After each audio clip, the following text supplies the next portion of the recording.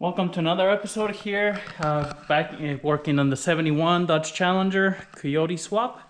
So today I'm gonna continue wiring the Holley Terminator X ECU and see if we can get this thing started for the first time. Stay tuned.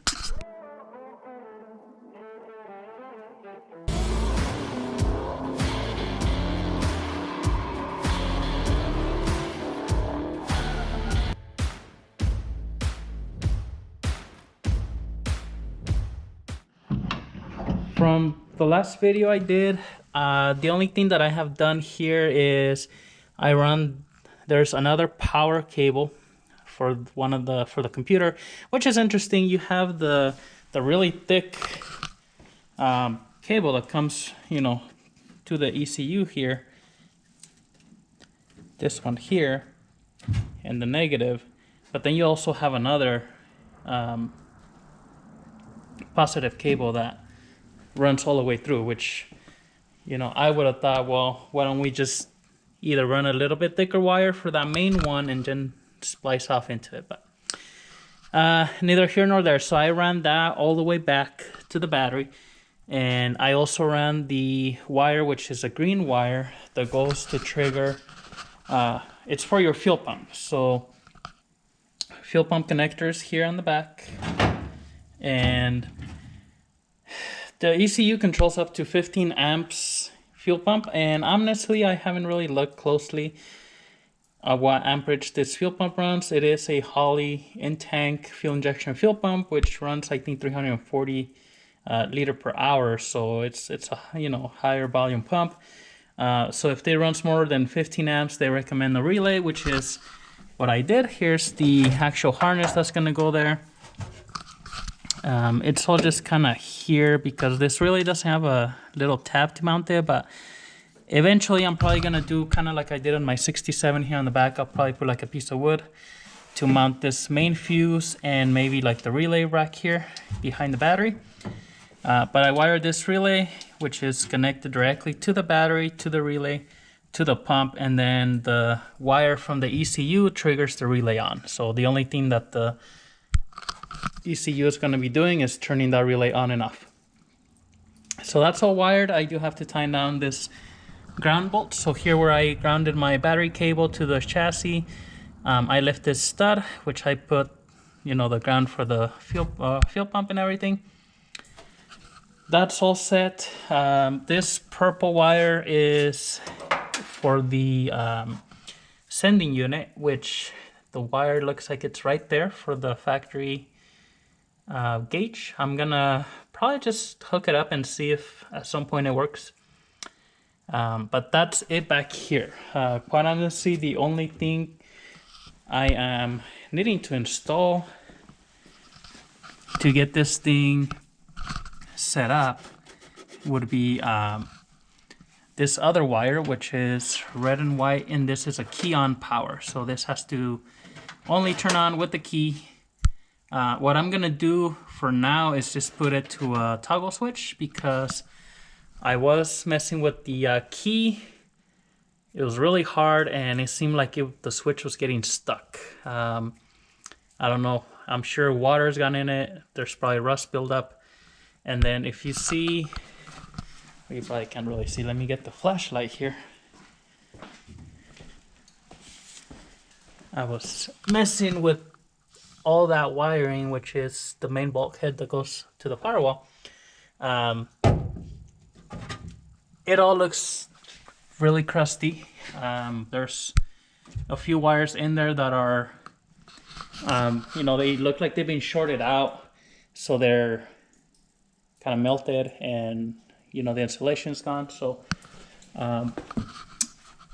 I'm gonna really, the only thing I want to do is put power to the main wire that goes to that, because factory there should have been a main wire that went from like the alternator or battery right into that distribution block, and then it powered lights and everything. I did messing with it. I was able to get the tail lights working, so brake light switch is up there. Don't know if you can see it up there, but So that works, which I think this, no, I think there's 2 other wires. I think maybe that other red one. I know one for the transmission controller has to go to a brake light switch, and maybe that's it. I thought there was 2 of them that need to go to that brake light switch. So I'll hook that up. Oh yeah, there's one from the drive-by-wire pedal that has to go into the brake light switch, and then one from the transmission. So I'm gonna hook those up. I did get power, and like I said, I was able to get the taillights to work by applying power to that main box, which is really rusted too. And so I might do that just for that brake light switch, but then I'll put a little toggle switch for the key on power for this for now. I can get the switch online from like Rock Auto for $30, so it's not bad. I'm gonna get a new one because I do want the key to be able to crank the engine long term. For now I use my little switch I have temporary, but eventually I'll put a new switch, that way I can actually crank the engine from the key. And then hopefully with the key I can have key on power. I ordered a little like a universal fuse box, and that way it applies power to the fuse box and I can get power from there, and then I can also get power to other things like relays, things like that. So that's what I'm gonna do now. So just wire, get like a main power wire wired, get a little switch on this, power the other 2 for the brake light switch, or run them over there. And then I think at that point we'll be ready to crank it. I did put some fuel on the tank, and I actually powered the fuel pump directly to the battery. I did not see any leaks back there or up here, and I'm pretty sure I had it running a decent amount of time. Yeah, see, like the hose here is a little bit pliable. When I had it running, it was kind of hard, so I know it was full of gas. I didn't see no leaks up here, which is a good thing. So I think we would be ready to fire it up. I am not gonna put coolant as of first start up here. We're probably just gonna have it running for a few seconds, because I did order the alternator and this hose is a little bit here on the way. I would wanna be able to take it out to figure out the alternator mounting. So we'll probably just have it running for a little bit, put the intake back, because we do have to connect the master flow sensor, and see if we can get it to make some noises and see what it sounds like. So let me get those wires situated and then we'll get started. Okay, so went ahead and run this wire here. This is pretty thick wire. I don't know, it's 12 gauge, so it's pretty decent size. I run it from there, the main power. And actually, I spent a little bit more time than I wanted to, but we messed around with the fuse block. So that main power is going to the main power supply for the original fuse box, like it was supposed to be.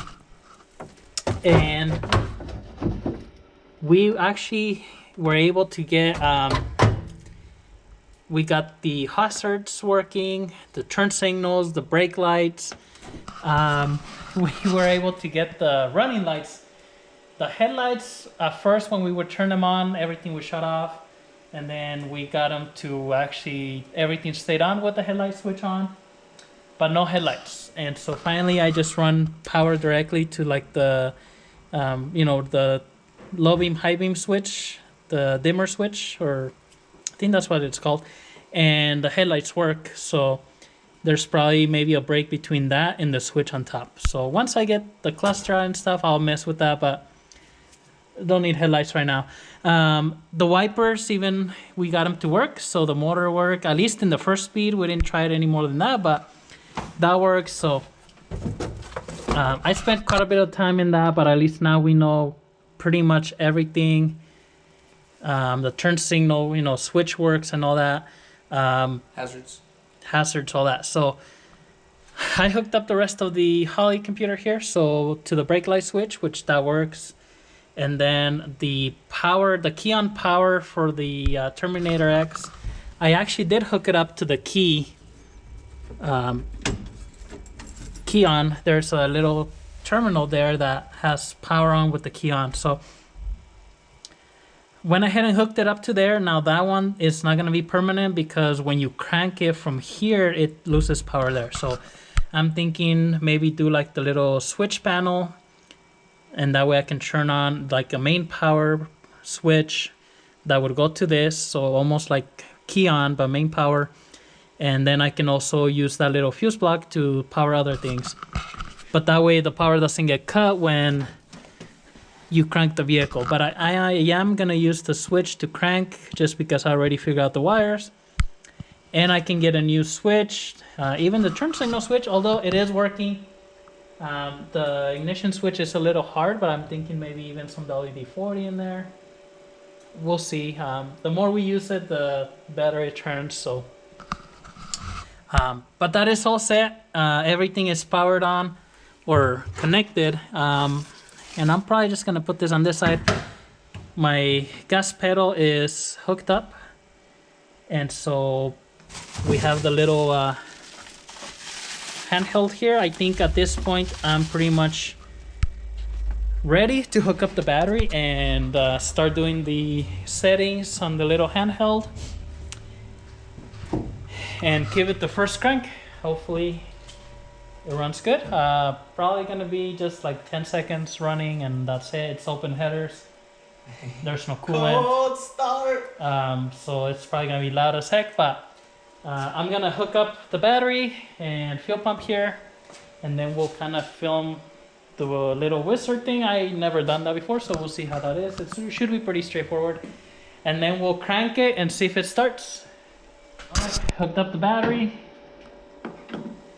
Let's hope everything is connected right.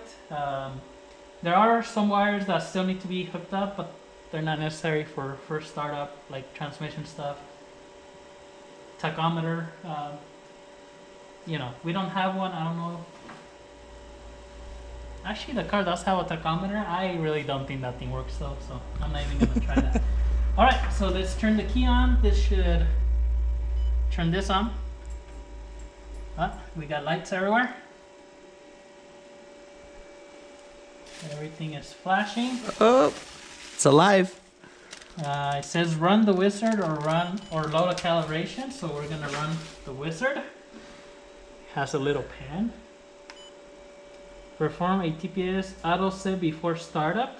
Okay. For some reason, maybe it's just me, but it seems like the screen is not straight. Maybe I have to loosen it and move it. Anyways, I think, okay, wizard. GCF wizard, I think that's it. Okay.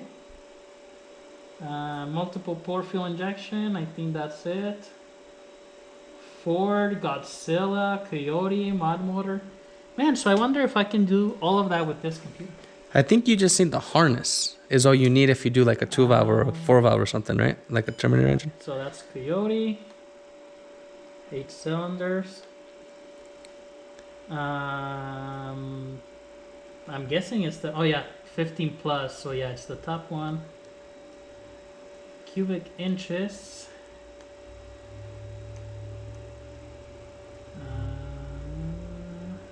5.0. Oh no, it's 302, right? Cubic inches. Duh. Technically, isn't it 305, 6 on these? You think it's that precise? Oh, liters? I guess I can go liters. Yeah, let's just do that. Because I think they're technically more than 302. 5.0. There. Next. Idle speed. 6,000. 6,000. Come on. This is Coyote cold starts 3,000, man. Is this a serious? No, this is the top. No, probably 900, no? 800, 850? I'm going to do 750 and then we'll go from there, I guess. I mean, and it's fuel injection and stuff. That's what they say on the video if you watch the Holley video. So That's true. He's been doing his research. don't listen to me. Do what they say. All right, next. Camshaft. I think the first one is just factory. So TIVCT, yes. Fuel pressure on this one, I know this pump does 58 and they say to just click the one that's closest, so I'm gonna do 60, but I guess you could run it with like 45 PSI system. We'll see. And then injectors, Ford OEM. So if we get different injectors, you can. Injectors. They're the. Can it scroll? Oh, there's arrows on the side. Look. Oh. Does it go more? No. They're not. I'm pretty sure that's the part number, no? Yeah, because they're not yellow, blue, or red. No. I don't know. Well, if it's lean or rich, we know why. I'm guessing power adder, none. Map sensor internal, because we were using the one hooked up to the thingamajig. Drive-by-wire, yes. I think it's 11 to 2014, right? That's Yeah. Transmission control, yes. And we have the 470W. Ooh, if we ever just swap it manual, looks like you can just get it. Oh shit, which one do I have? 98203? No, it was a 2000. Technically, it was, was like an 03, 04, but I think it's the same from 98 to 03. I didn't think there was a third one. I'm just gonna go with that one, whatever. Well, I guess we'll find out. I mean, it's not gonna drive right now, anyways. So we Tire can edit it. diameter. Well, they're 18 plus a tire. That's like what, 2 Let's inches? get a Like tape measure. 20? I want my speedometer to be right on the money. Wait, is that the diameter, like how high? Yeah. So that's what I'm saying. The wheels are 18s plus like the 2 inches. It's like 20 inches. I don't know. 25 and a half? 25? Oh, it's 2 inches on each top and bottom. 25 and a half? Sure. Let's just do 25 and a half.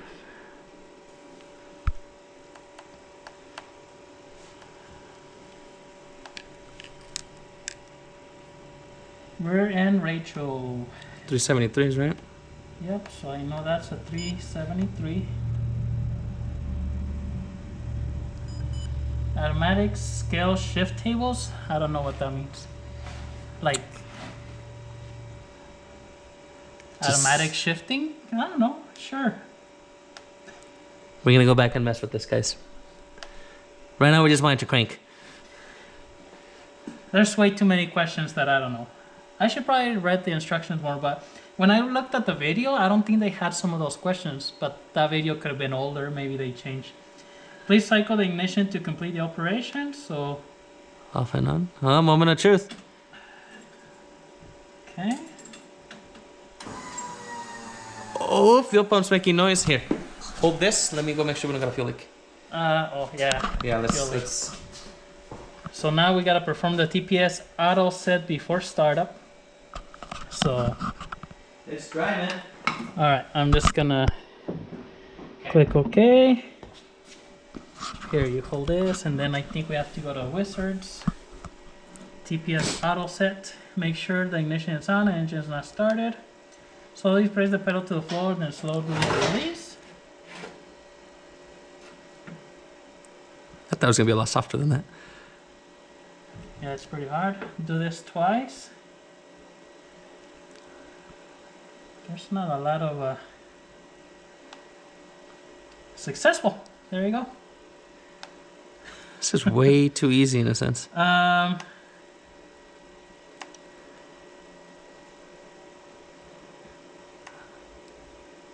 Okay, what does that say? Idle control valve, battery volts, voltage, stall, open loop. fans. Does it show you the airflow ratio? It does. Okay, cool. Oops. It does on the bottom left. Oh, that one tells you more stuff.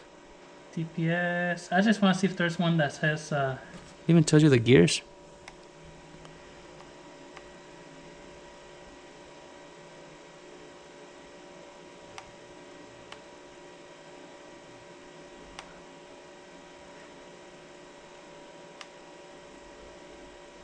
Oh, you can probably customize like each one.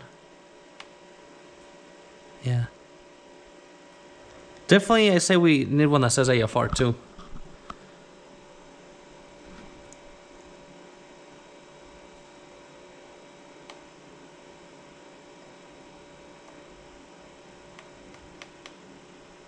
I need oil pressure. That's Oh, that is true. Airflow ratio and oil pressure. oil pressure. That's the main one for startup. Does it have an airflow ratio on there? That way we know if it's lean or not. Is this oil? Line pressure? Oil pressure. There you go. Okay. Perfect. Okay. Now what? Now we crank it. All right, hold on. Let me get the Osmo ready too, because we need reels. Hey. Okay, I can be here. Okay, hold on. I just want to make sure that Here. I can shut the You key film off. the screen. I'm gonna go over here to check on the fuel too. No, you film the engine start, man. I need to shut it off if something goes bad. So. That's true. Ready? Go for it. Contact.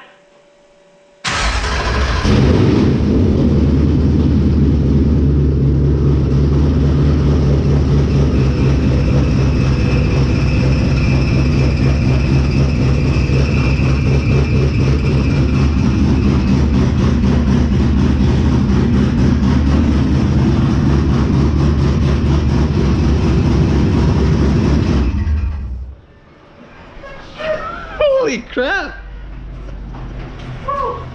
It didn't leak any fuel. Why does it sound fast? Why is all that smoke from? Probably sitting. It's a little rich, and also it's been sitting a while. Cold start, I guess. What was it handling at? Oil pressure? 98. Hell yeah! If the sensor is right. So.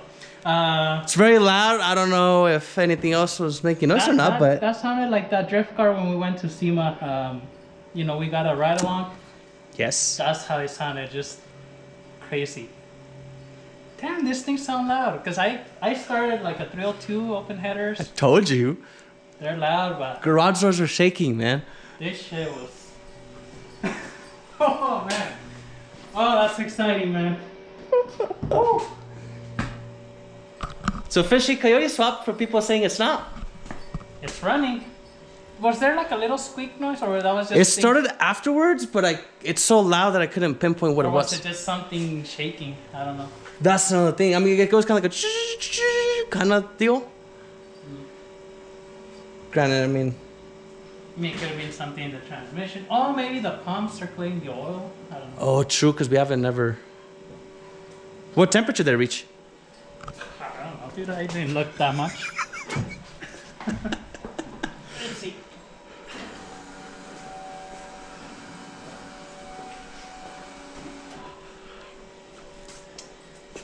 That's only 61. Well, line. What does that mean? I don't know, but... Well, it's not going to read right temperature anyways because there's no coolant in there. So That is true. it couldn't read, it wouldn't be able to read right. But... start again. Another 10 seconds. Here, hold on. You hold this, and I'm gonna get a better shot of the reel. Oh man, that's exciting. Okay. All right, Send it. contact.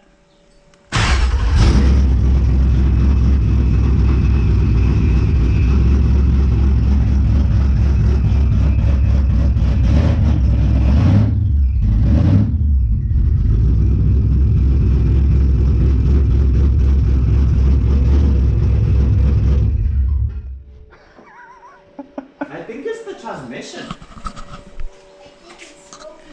Maybe the flex plate. I did notice one of the bolts wasn't all the way seated like I wanted to, so We need to double check. I should check that. I mean, whatever. It runs. It runs. The engine's good. That was our main concern. It runs. It has like 100 pounds of pressure, 98, according to that Hell. sensor. It sounds freaking. I don't know if the camera can listen to it, but it sounds freaking crazy, like mean. It sounds like a drag car. Sounds like it's. I don't know. You have to be here to know that. And that's awesome. So I think that's where we're gonna cut this video because at this point we got it running. Need to check that. There are some things to check. I do have to check underneath for fuel leaks. I don't see, There's nothing. honestly don't see no fuel on the floor. nothing. Fuel pump is running. It's feeding the engine. Starts right up. You can see, I mean, I barely hit it and it turns over. There is going to be more wiring that I need to set up. I need to set up this pedal in the right spot so that I can actually drive it. And then I have the seats up there. I got to get the driver's seat, fix the bolts because they were all rusted, and then mount this so that we can actually take it on the road. So, whew, but exciting. Thank you for watching. Subscribe to the channel so you don't miss any more of this Challenger Coyote content.